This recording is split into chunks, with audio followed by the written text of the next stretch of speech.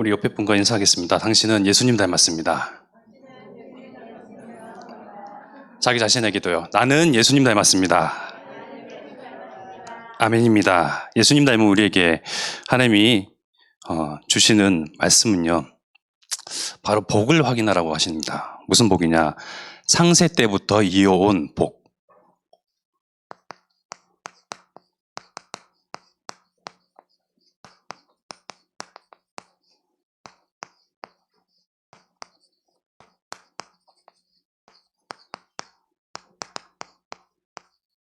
우리 시편 아까 같이 합독했을 때도 보면 복 있는 사람은 이라고 딱 복부터 얘기 나오잖아요. 우리가 이렇게 강단 통해서 주일날 말씀을 통해서 예배를 통해서 늘 주신 우리에게 확인하시는 하나님의 말씀 무엇이죠? 창세기 1장 27절은 물론이거니와 주시는 그 뒤에 28절의 복. 끊임없이 빠짐없이 계속 나오는 또 복이요.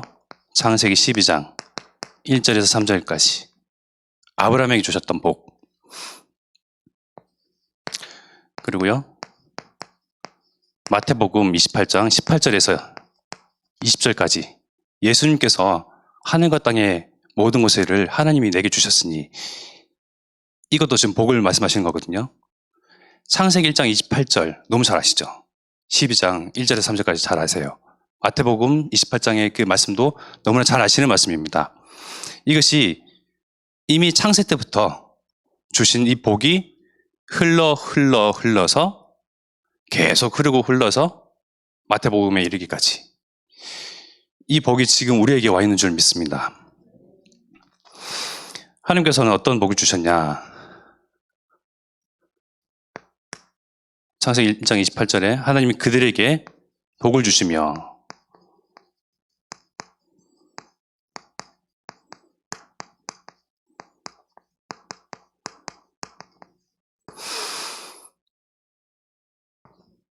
그들은 누구죠? 하나님의 형상대로 지음받은 사람들. 창세기 12장 1절에서 3절은요. 하나님께서 아브라함에게 어느 날 짠하고 나타나셨어요. 아브라함은 결코 하나님을 알지 못할 때에 그야말로 우상 갖고 있던 저게 불신 세상에서 불신자들을 흡족하게 하는 그런 업을 삼고 있는 사람에게 하나님께서 그에게 짠하고 나타나셔서 바로 언약하시고 말씀하시고 축복하시는 것이 여호와께서 아브라함에게 이르시되 너는 너의 고향과 친척과 아버지의 집을 떠나 내가 내게 보여줄 땅으로 가라. 내가 너로 큰 민족을 이루고 내게 복을 주어.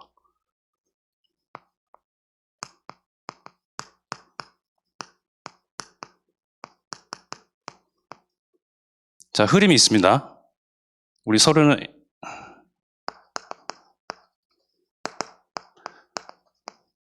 복의 흐름. 복에도 흐름이 있어요. 말씀도 흐름이 있고 언약에도 흐름이 있듯이 복에도 흐름이 있어요. 어떤 흐름을 우리가 확인할 것이냐. 누구에게 주셨는가 잘 보세요. 28장 1절 28절에는 그들에게 복을 주시며 창세기 12장 1절 3절에는 아브라함에게 내게 복을 주어. 그리고요. 마태복음 28장 18절에서 20절을 말씀하면요. 예수께서 나와 말씀하여 이르시되 하늘과 땅의 모든 것을 내게 주셨으니 하나님이 예수님에게 주셨대요. 내게 주셨으니 하늘과 땅의 모든 것을 내게 주셨으니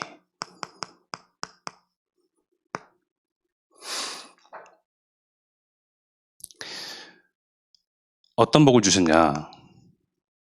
너무나 잘 알고 있죠? 우리 권사님 아까도 이렇게 처음 서두부터 말씀하셨는데 생육하고 번성하여 땅에 충만하는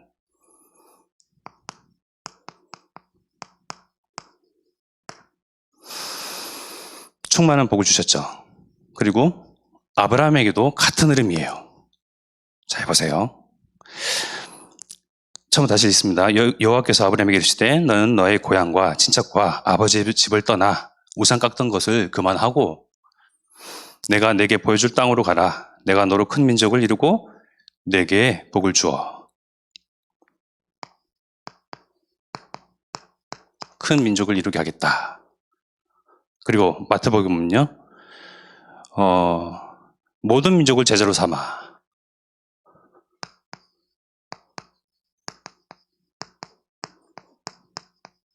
모든 민족을 제자로 삼아라. 주겠다. 2, 3, 7, 5천 종족을 내게 주겠다. 제자로 삼아라. 삼아버리면 되는 거예요. 이것을 하나님께서 우리에게 주시는 복을 진짜 알면요, 삼을 수가 있어요.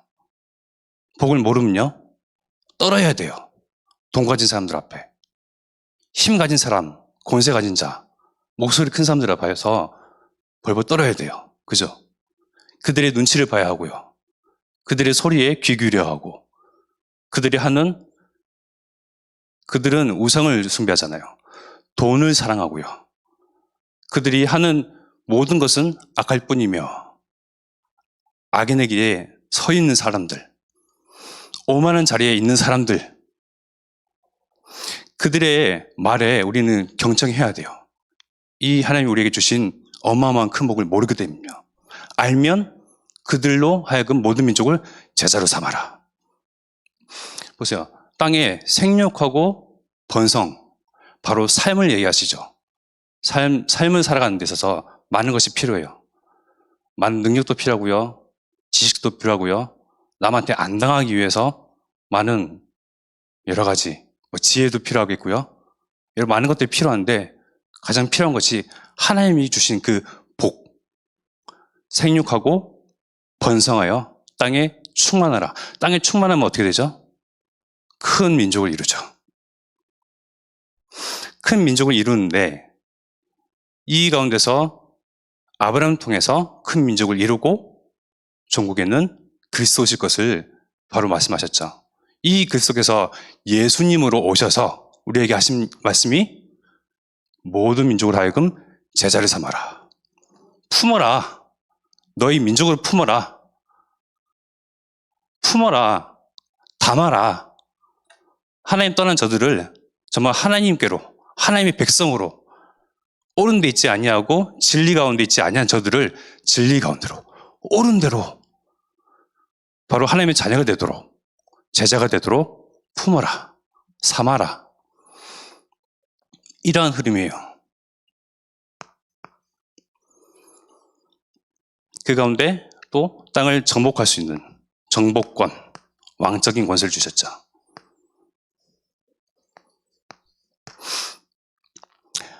아브라함에게 주신 복은요, 내 이름을 창대하게 하리니 너는 복이 될지라. 우리 수많은 영웅이라고 말하는 세상에서 정복자들, 이 정복자들은요, 사람의 물건을 약탈하고 빼앗고 생명을 앗아가는, 남을 죽이는 정복자들인데, 하나님이 복을 주신 이 정복자들은요, 남들을 살리는 정복자예요. 근데 그들, 세상에서 말하는 정복자들, 영웅이라고 하는 사람들 또한 이름이 지금까지도 계속 후대들에게, 우리도 알고 있는 그 이름들이 많이 있잖아요. 나폴레옹이다, 징기스칸이다, 누구다, 저 사람이다, 누구다 하는 훌륭하다고 말하는 그들이 표현하기에는 영웅이라고 한 사람들 또한 이름이 지금까지도 계속 전해지는데, 내 이름을 창대하게 하리니 너는 복 자체가 될 것이다. 내 이름. 세상을 정복하고 살리는 이름의 권세를 가진, 축복을 가진, 복을 가진 저와 여러분들이에요. 마태복음에는요, 아버지와 아들과 성령의 이름으로 세례를 베풀고,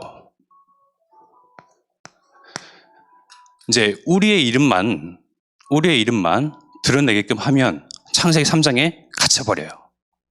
그런데 우리의 이름에만 갇히는 것이 아니라 바로 아버지와 아들과 성령의 이름으로, 트리니티 성삼위 하나님, 살아계신 하나님의 이름으로 세례를 베풀고, 누구의 이름으로 살리고 세례를 베풀고 하나님의 자녀가 되게끔 하고 하나님 만나는 구원의 길을 여냐? 예수 그리스도의 이름으로, 아버지의 이름으로, 성령의 이름으로.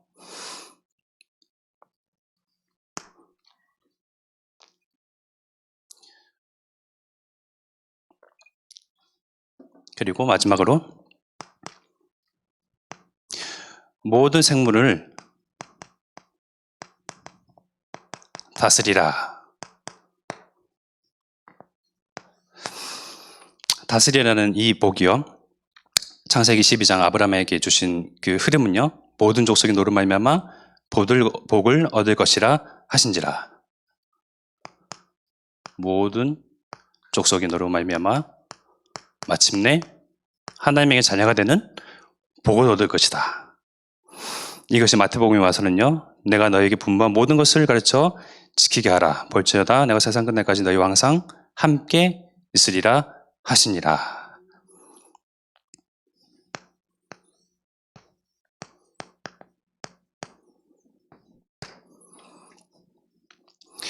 모든 생물을 예수 그리스도의 이름으로, 예수 그리스도는 나와 함께 하신 만왕의 왕이시오 사단의 머리를 깨신, 이기신, 상하게 하신 전능자, 그 예수 그리스도의 이름이 나와 함께, 그 권세가 나와 함께, 하늘과 땅의 모든 것을 지으신 분이 나와 함께, 이 어마어마한 축복 가지고 모든 생물 다스리고 모든 족속에게 복을 줄 수 있는 그 권세가 저와 여러분들 가운데 있는 것입니다. 우리는 예수님 닮은 사람이에요. 그러니까 우리 349역에서 찬양했던 것처럼 예수님 닮은 사람들은 그냥 외형만 예수님을 닮은 것이 아니라 이런 영적인 권세 또한 예수님과 같은 권세가 우리에게 있어요. 너무 놀랍죠?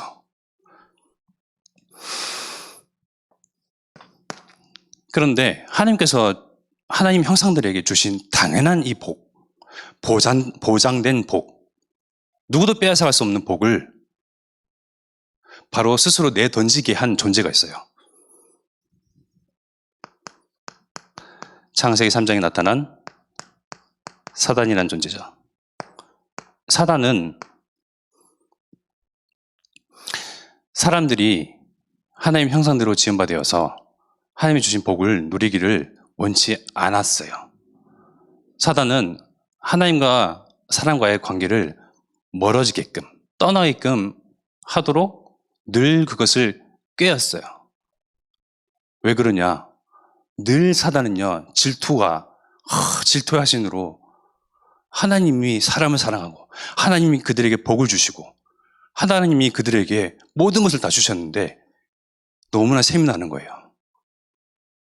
사단은 착각해서 자신이 하나님처럼 하나님과 같이 하나님과 동등된 권세를 가졌을 것이라고 착각했던 존재거든요. 근데 벌을 받고 이 땅에 떨어졌죠. 그러니까 늘 하나님과 대적하는 자, 옛 뱀, 큰 용.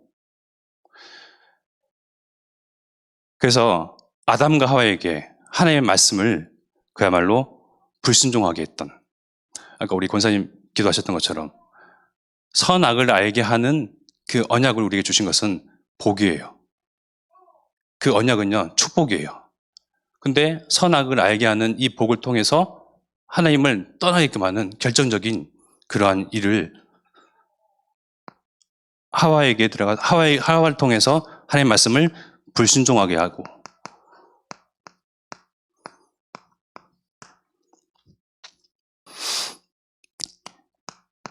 하나님의 말씀을 불순종하게끔 하고 하나님을 죄를 지어서 하나님을 떠나게 한 이 사단이라는 존재를 통해서 하나님을 떠나고 불순종하게 되고 죄를 범하는, 그야말로 저주, 그야말로 영적 문제를 가진 존재로 전락하게 만들어요.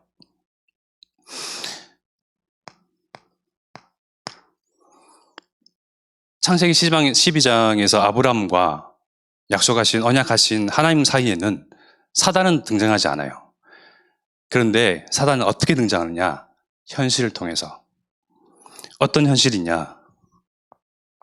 에베소서 2장 2절이라는 그런 현실.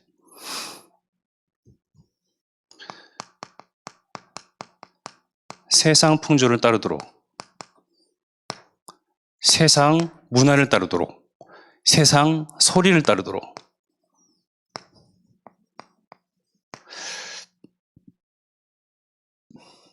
하나님께서 아브라함에게 내가 내게 지시한 보여줄 땅으로 가라. 거기서 바로 여자의 후손 그리스도가 올 것이다.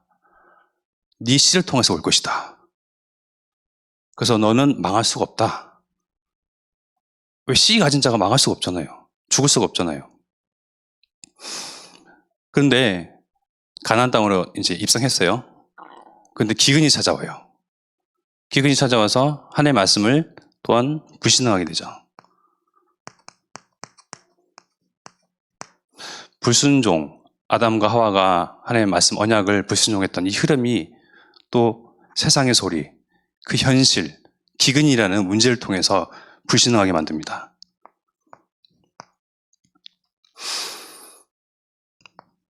눈에 보이는 문제죠. 기근이 지속되다 보면 굶주리게 되죠. 굶주림. 요즘에 러시아, 우크라이나 전쟁으로 인해서 곡식, 식량난이 전 세계적으로 먹을거리가 이제 문제가 온다라고 많이 이제 뉴스에서 접하게 되죠. 기근이 오고 굶주림이 오다 보면 굶주림이 지속되면 무엇이 오죠? 죽음이 오죠. 그러니까 아브라함은 하나님이 지시하신 그 땅에서 예수 그리스도가 오실 그 땅, 거기서 하나님의 언약보다는 현실을 보게 된 거예요. 가만히 있다 보니까 복 주실 거라고 생각하고 갔더니만 시간이 지나다 보니 기근이 오고 점점점 기근이 심해지더라. 그러니 살 길 찾아서 그야말로 먹고 마시는 것, 의식주 문제, 사람의 영원한 문제, 이 의식주 문제에 딱 갇혀서요. 하나님의 말씀을 불신하게 되는데요. 기근이 와서 굶주리게 되고 죽게 되지 않을까. 두려운 거예요. 떨린 거예요. 무서운 거예요. 이제 미래가 이제 보여지지 않잖아요. 우리의 앞날은 깜깜하잖아요. 그러니까 덜컥 겁이 나는 거죠. 보세요. 우리는 결론을 알고 있어요. 상식적으로 아브라함 통해서 큰 민족을 이루고 그 이름이 창대하게끔 하게 할 것이며 모든 족속이 아브라함 통해서 복을 얻을 것이다. 말씀하셨는데 죽을 수가 없는 거예요. 망할 수가 없어요. 굶주릴 수가 없는 거예요. 그 생명이 계속 하나님이 주신 그 은혜 가운데서 보장되어지고 연명해 나갈 수밖에 없는데 현실 문제 때문에 보여지지가 않냐는 거죠. 그러니까 저 애굽에 가면 먹을 거리가 풍성하다 하더라. 세상 소리. 거기로 가면 우리 목숨줄 연명해 나갈 수 있다 하더라 하는 세상의 문화, 세상의 풍조, 사람들의 이야기. 여기에 딱 이제 갇히게 된 거죠.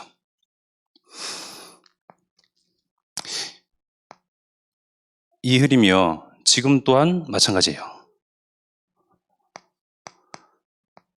요한복음 8장 44절.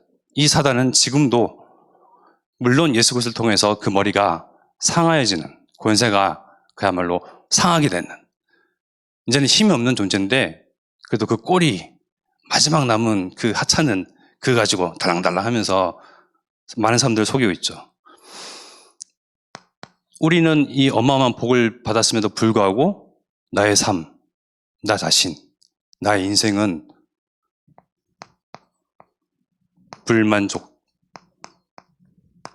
불만족에 다 갇히게 되는 거예요.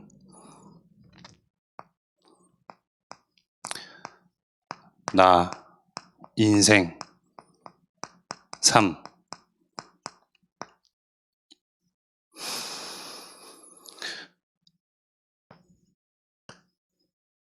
하나님 떠난 삶은 당연한 것이고, 뉴스나 그런 걸 보면 참 비참한 뉴스를 많이 보죠. 발달장애 아이를 둔 8살 난 아이의 엄마가 같이 투신했다. 그저께 뉴스인가요? 어제 뉴스인가요? 여러 가지 상황, 여러 가지 문제, 여러 가지 아픔, 상처 때문에 그걸 넘어서지 못하고 늘 자기 자신을 그리고 자기 인생, 자기의 삶을 저주하면서 스스로 확대하면서 자학하면서 늘 여기에 빠져 있죠. 불만족의 삶. 근데 우리는 불만족이 아니고 그리스도 한 분으로 만족하는 삶. 여러분들은 그리스도 한 분으로 만족하십니까? 아니면 의식주 문제에 우리도 다 걸려가지고 어떻게 먹지? 앞으로 살 길 주식도 떨어지고 뭐 비트코인이 뭐니 다 하락한다 그러고 살 길이 너무 막막한데 전쟁이 일어나고 식량 문제가 점점 심하다 그러고 식용유 값은 올라가고 몇 가지만 이야기 들어도 조금 근심이 앞서잖아요. 그런데 우리는 그리스도 한 분만으로 만족할 수 있어야 합니다. 왜? 우리는 망할 수가 없거든요.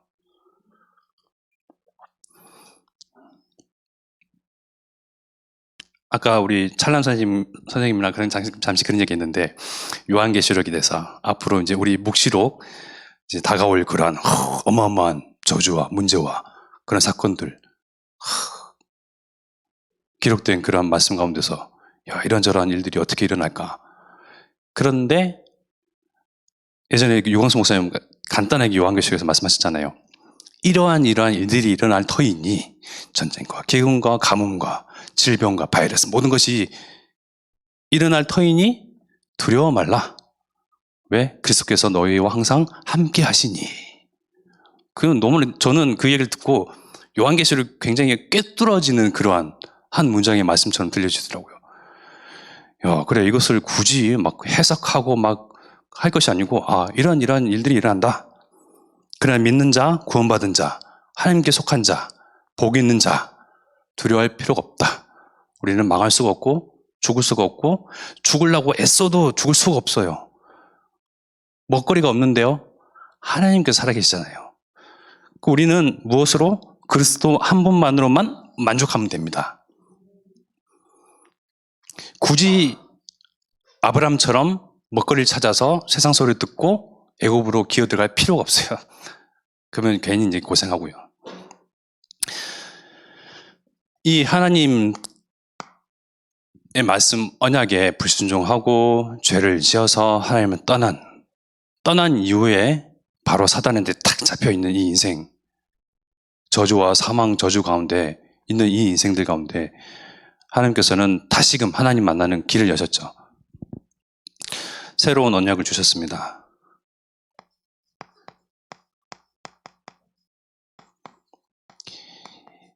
여자의 후손이 와서 뱀의 머리를 상하게 할 것이다.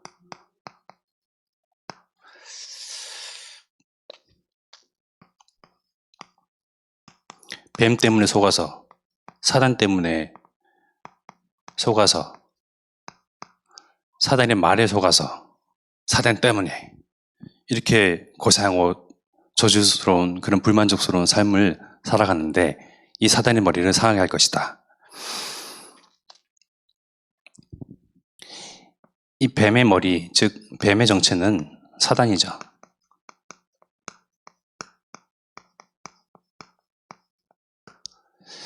사단의 머리를 상하게 할 것이다. 사단의 권세를 박살낼 것이다. 사단은 어떤 권세를 갖고 있죠? 죽음의 세력을 잡은 자.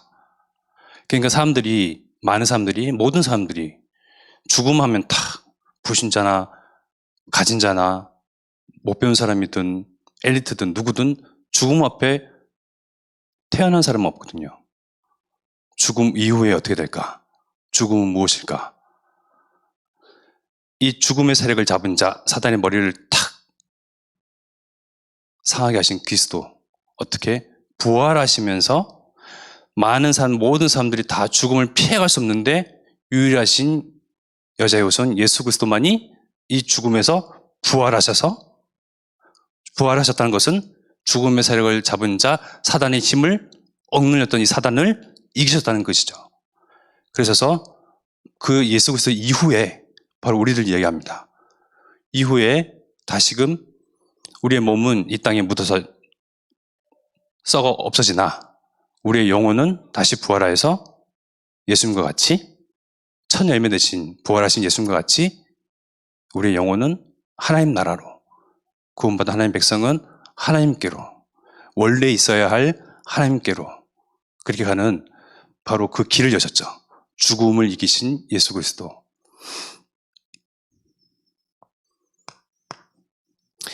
그래서 예수 그리스도를 통해서 죄의 문제, 사단의 문제, 사망, 저주의 문제, 하나님 떠난 문제를 해결하셨습니다. 이 흐름이요,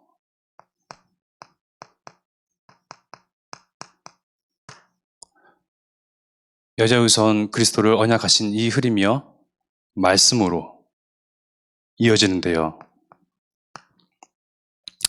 이번 주 우리에게 강단 통해서 주셨던 말씀, 큰 대지만 쓰면요, 복음 집중. 사람들의 말, 세상 풍조, 세상 흑암 문화, 여기에 홀리지 말고, 여기에 속지 말고, 오직 복음으로만 집중해라.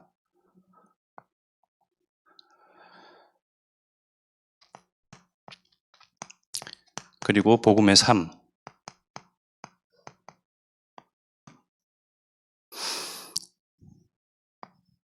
그리고 세 번째, 나의 부르짖음, 기도다.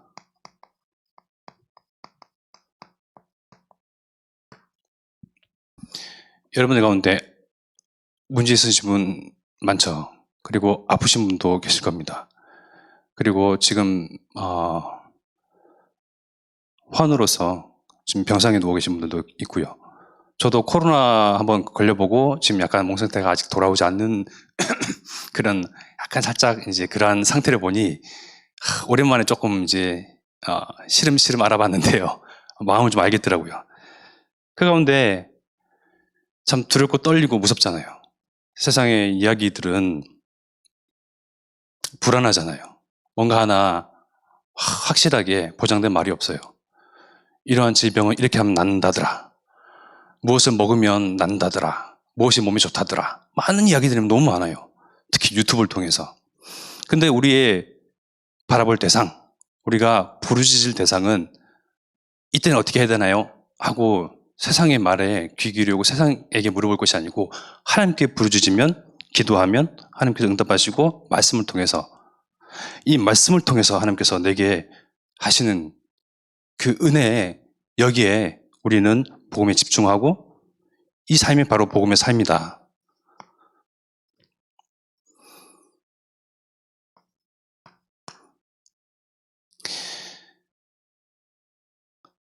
그래서 우리에게 정말 놓치지 말아야 할 것은 언약과 말씀과 예배의 이 흐름 가운데 있는데,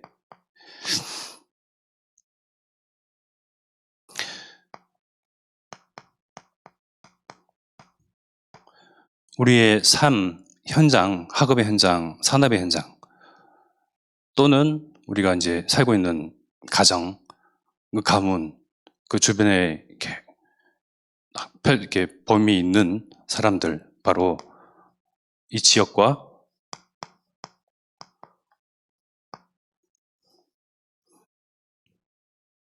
현장에 대한 전도.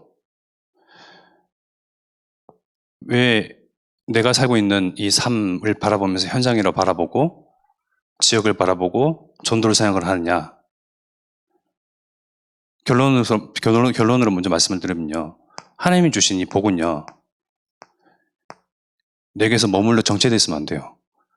이 복은요, 우리만 탁, 우리 금고 안에 탁 복들을 다 이렇게 쟁여놔가지고 한 번씩 꺼내보고 우리만 맛보고 나만 거기에 이제 심취해 있고 있는 그 복이 아니고, 이 복은 우리만 이렇게 가둬두고 있으면 썩어요. 그리고 하나님께서 원치 않으세요.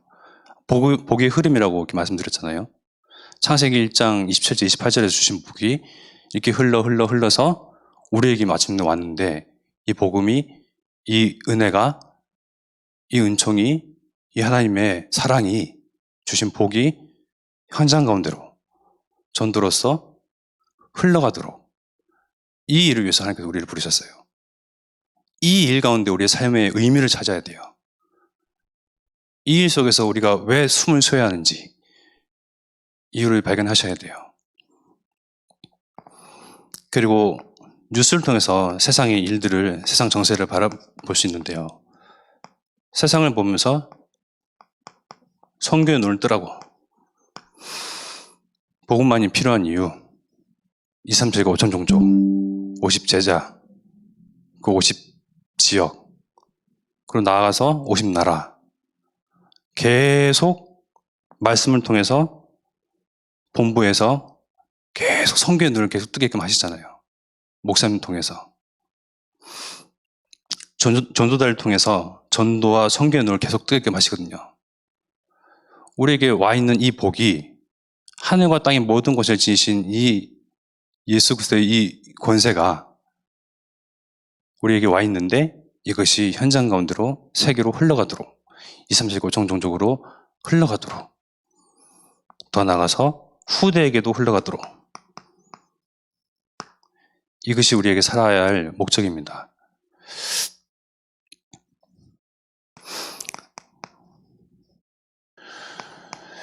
우리는 육신을 가지고 있는데요. 바로 하나님의 형상대로 지음받은 육신을 우리는 가지고 있어요.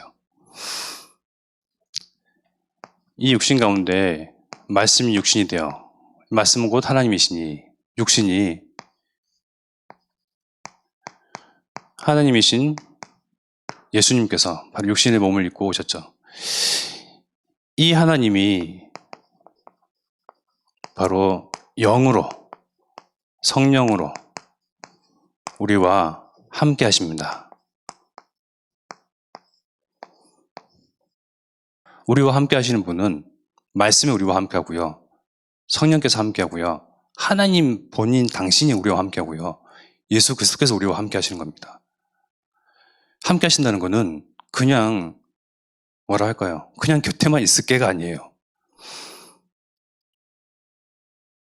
저렇게 흘러온 복의 흐름 가운데 하늘과 땅의 모든 것을 지니신 예수 그리스도의 그 어마어마한 축복과 권세가 그 능력이 세상 사람들을 정복하고 다스리고 충만하는 예수 그리스도의 이름이 충만케 되어지는 우리가 밟는 땅이 하나님 나라가 임하고 하나님 의가 드러나고 흑암과 공허와 혼돈이 물러가고 사단이 결박되어지고 흑암 권세가 물러가는 마침내 하나님 나라가 임하게 되는 그러한 복 가운데 우리와 함께 하신다는 거예요. 내게 주신 복이 무엇인지, 내가 가진 권세가 무엇인지 알아야 써먹죠. 그죠? 내가 누구인지, 나란 존재가 어떤 의미인지 알아야, 바로 살 수가 있겠죠. 그래서 나는 정말 우리 찬양했던 것처럼 예수님 닮은 사람이다. 옆에 분을 보시면서 예수님을 닮은 사람입니다. 우리는 이 자리에는 다 예수님 닮은 한 형제 자매가 있습니다. 우리 가운데 역사하신 분은 하나님이시고 우리 가운데 계신 하나님께서 성취하시고자 하는 새 언약이 바로 세계복음화, 호남 세계 후대복음화에 이 언약을 주셨는데 그냥 하나님께서 언약만 주신 것이 아니고 모든 것을 다 주시고 복의 흐름 가운데서 우리와 함께 하십니다. 이 처음 주셨던 이 복이 이렇게 흘러서 우리에게 와 있는 거예요. 가만 잘 생각해보고 묵상해보면요. 어마어마한 흐름이에요. 이 보통 흐름이 아니구나. 보통 복의 흐름이 아니구나. 내가 가지고 있는 복이 그냥 복이라는 단어에 딱 갇혀서 내가 생각하는 복, 먹고 사는 거. 내가 생각하는 복, 아프지 않는 거. 내가 생각하는 복, 자녀가 잘 되는 것을 넘어서 사람을 살리는 복. 내가 밟는 땅, 현장, 모든 만남 가운데 사단이 결박되어지는 복. 사람이 살아나는 복.